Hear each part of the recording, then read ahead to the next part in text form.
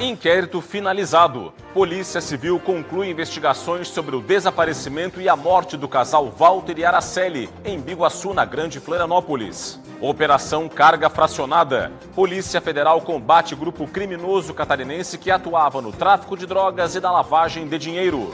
A inadimplência das famílias catarinenses. 2024 registra queda no número de famílias com contas em atraso do estado. Campeonato Catarinense. 5 partidas abrem hoje a 5ª rodada da primeira fase da competição. As cidades mais acolhedoras do mundo. É de Santa Catarina a única cidade brasileira entre as 10 primeiras, em premiação internacional realizada por uma plataforma de viagens.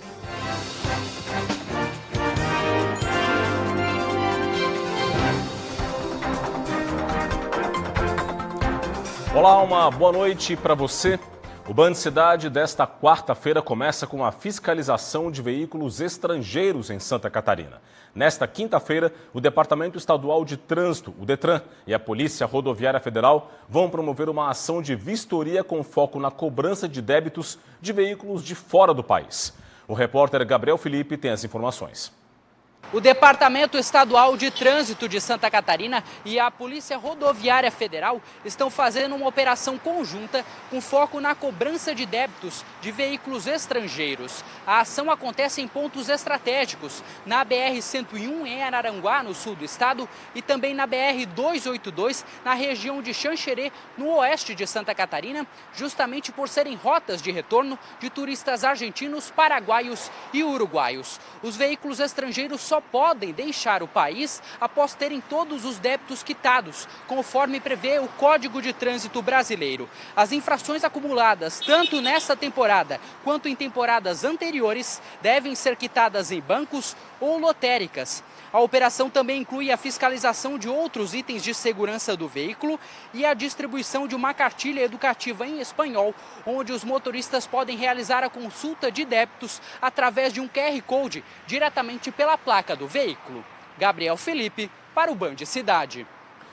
A Polícia Civil concluiu as investigações sobre o desaparecimento e a morte do casal Walter e Araceli, em Biguaçu, na Grande Florianópolis. O inquérito já foi remetido ao Poder Judiciário.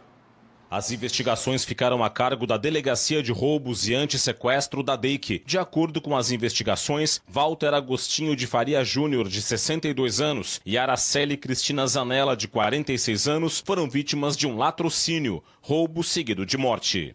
7 pessoas relacionadas a esse crime acabaram sendo presas ou tiveram medidas cautelares decretadas.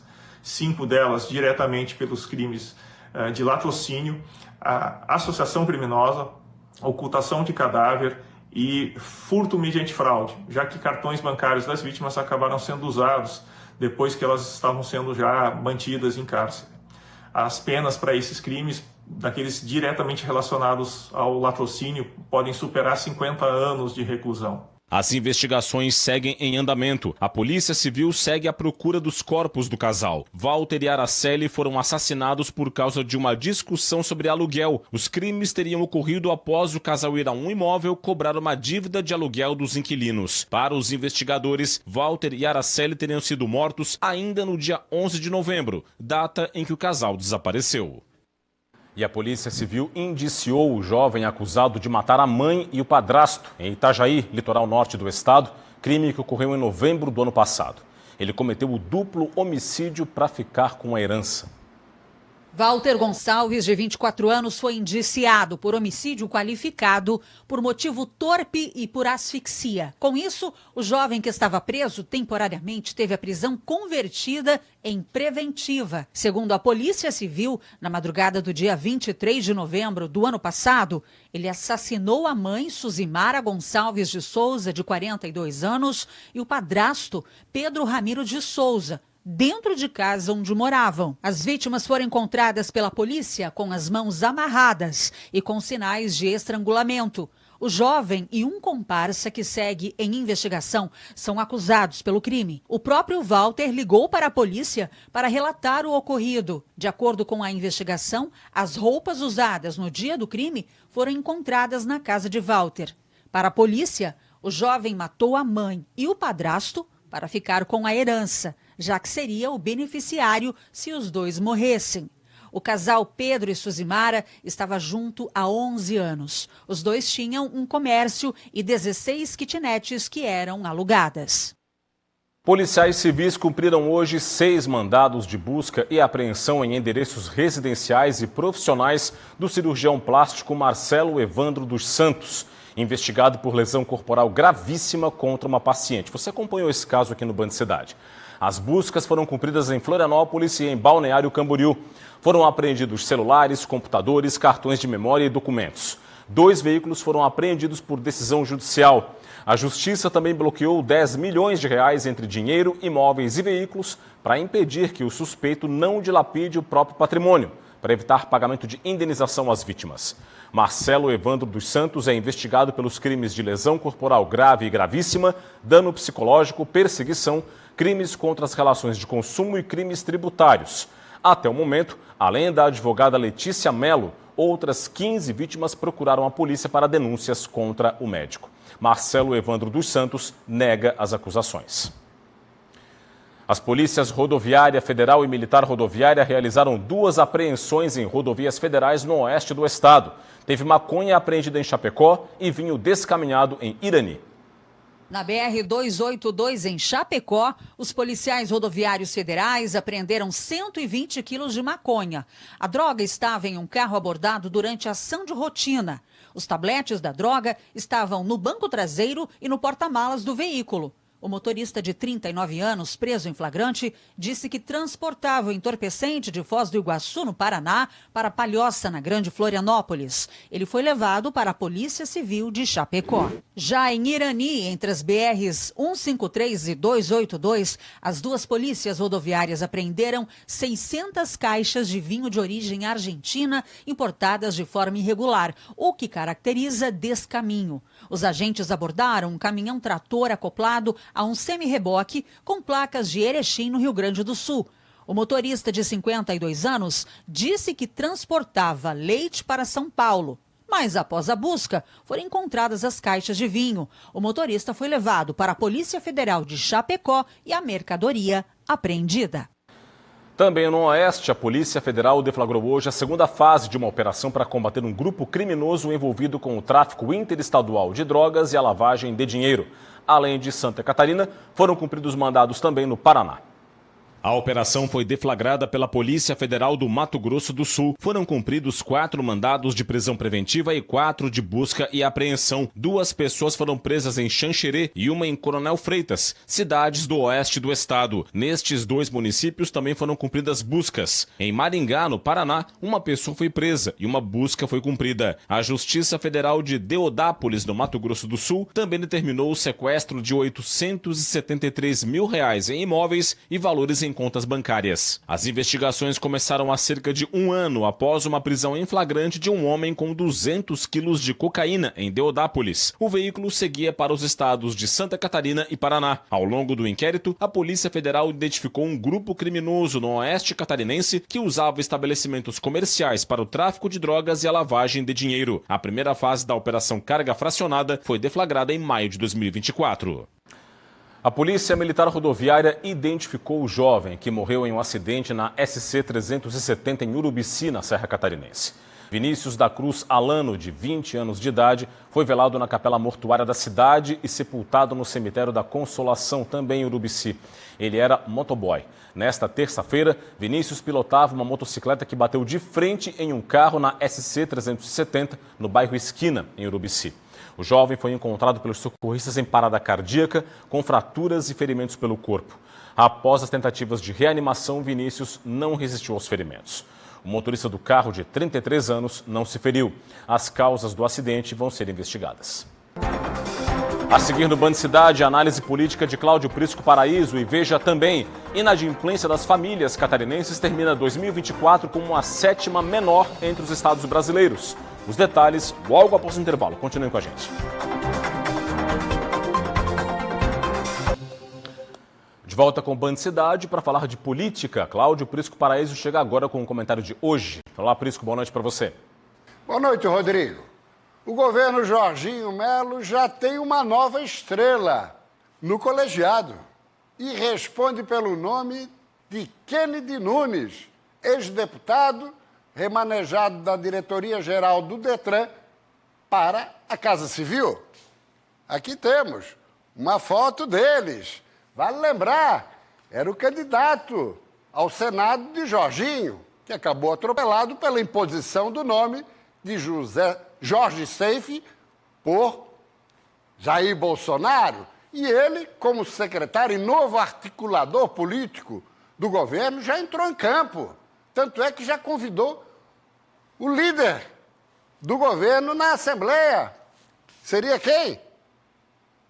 Mauro de Nadal, presidente da Assembleia, que no próximo sábado entrega o bastão a Júlio Garcia.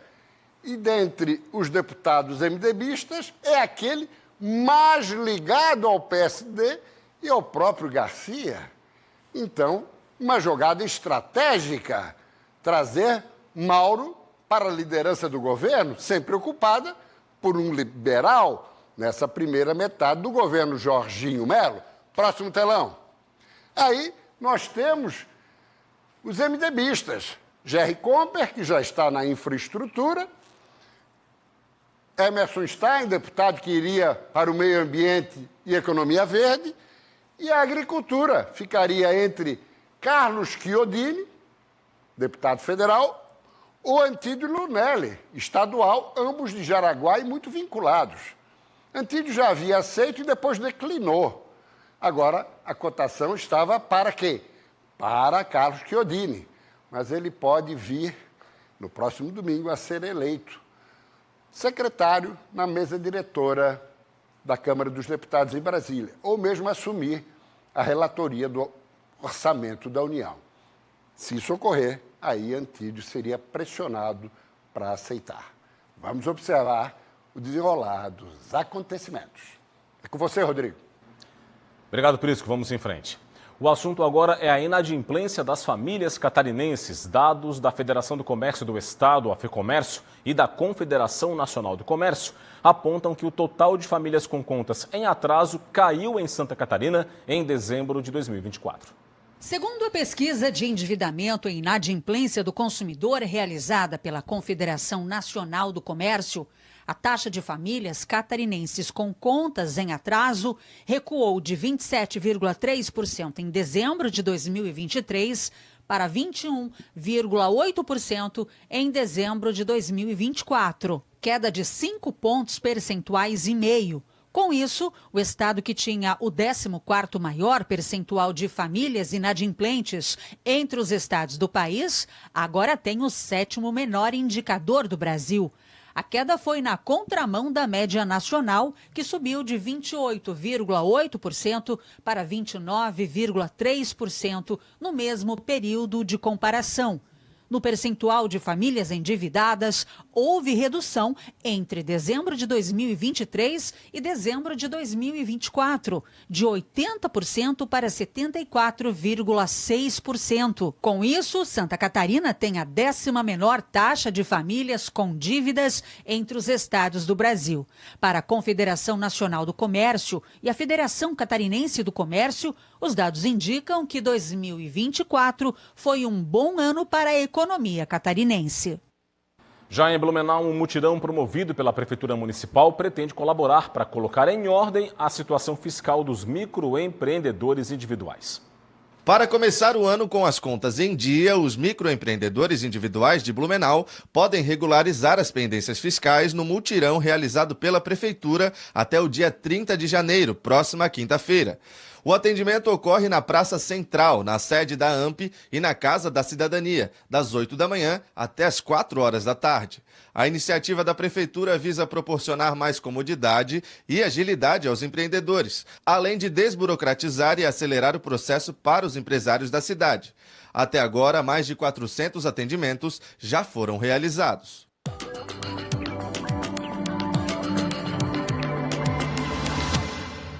Áreas de baixa pressão em altitude e a circulação marítima fazem com que o calor aumente e também o aporte de umidade no estado fique favorecido. Essas condições influenciam o tempo em Santa Catarina amanhã. Vamos aqui ao mapa. A quinta-feira vai ter nebulosidade variável em Santa Catarina. Na faixa oeste, céu um pouco mais aberto, sol entre nuvens, predomínio de sol. Do meio oeste até a faixa litorânea, aí tem aviso meteorológico da Epagre-Ciran, que aponta para chuva mais persistente e forte em alguns momentos, com totais elevados e até risco de alagamentos e enxurradas pontuais. Essa condição começa pela manhã nessas regiões e fica então mais intensificada na tarde e à noite. Tem risco de temporais isolados com aquele combo, raios, vento forte e granizo. O calor segue forte, com máximas entre 26 e 34 graus em grande parte das regiões do estado. Confira aqui comigo. Na capital, mínima de 22, máxima de 26 graus. Em Joinville, variação entre 18 e 27. Em Blumenau, mínima de 19, máxima também de 27 graus. No Planalto Norte, Mafra vai oscilar entre a mínima de 16 e a máxima de 25. Mudamos de tela, mais detalhes do tempo. Vamos para o sul. Criciúma, mínima de 19, máxima de 24 graus. Na Serra, Lages vai oscilar entre a mínima de 15 e a máxima de 24. Campos Novos, meio oeste, mínima prevista 15 graus e a máxima 29. E em Chapecó, mínima de 19 e máxima de 31 graus. A seguir, o esporte com as informações da quinta rodada do Campeonato Catarinense. 5 jogos abrem hoje a rodada. E veja também, é de Santa Catarina, a única cidade brasileira entre as 10 mais acolhedoras do mundo, de acordo com uma premiação internacional. Quer saber qual é? Eu te conto depois do intervalo. Até já.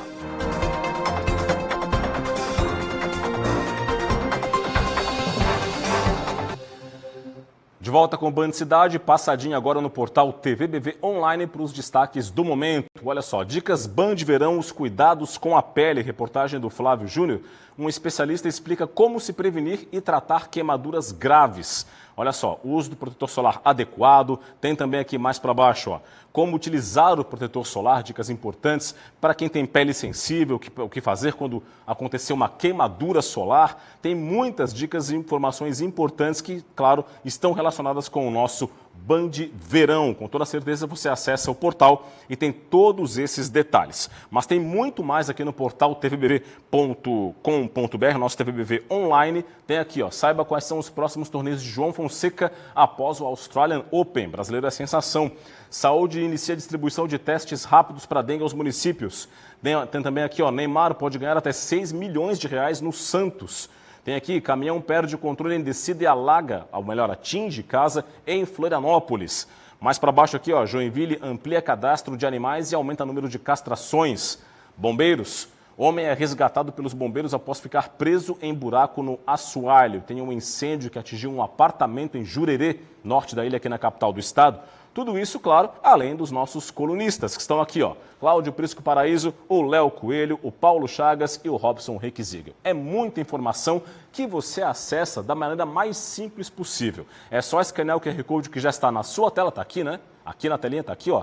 O QR Code, você escaneia com o seu celular e vai direto para o TVBV Online para ficar muito bem informado.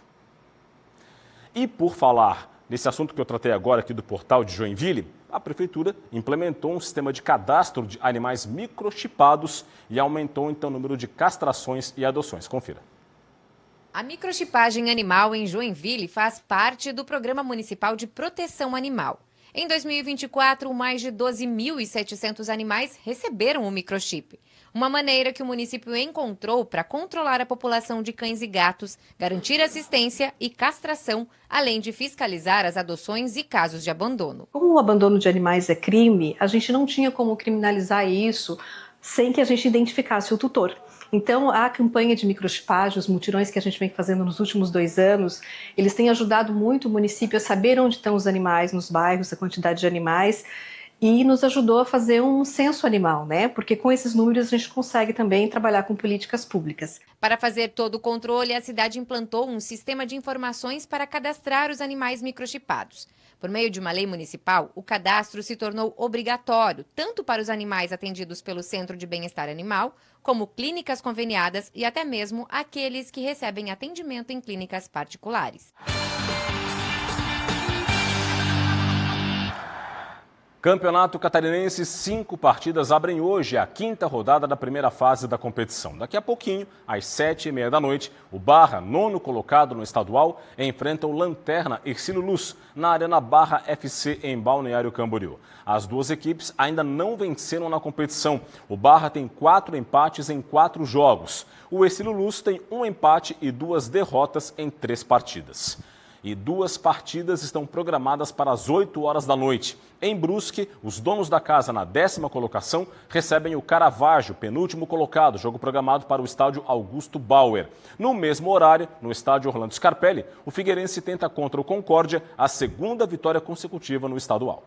Para o jogo, o técnico do Figueirense, Thiago Carvalho, não vai poder contar com o atacante Kaique, expulso na vitória sobre o Avaí no Clássico. Camilo deve ser o substituto. O goleiro Fabrício segue de fora, às voltas com uma lesão muscular. Juan Carneiro segue como titular no gol. Já no Concórdia, o técnico Jailson Zata vai ter o desfalque do volante Evandro, que se recupera de uma fissura na face, e do atacante Kerli, com uma lesão no músculo adutor da perna direita. Figueirense e Concórdia se enfrentam hoje, às 8 horas da noite, no estádio Orlando Scarpelli, em Florianópolis.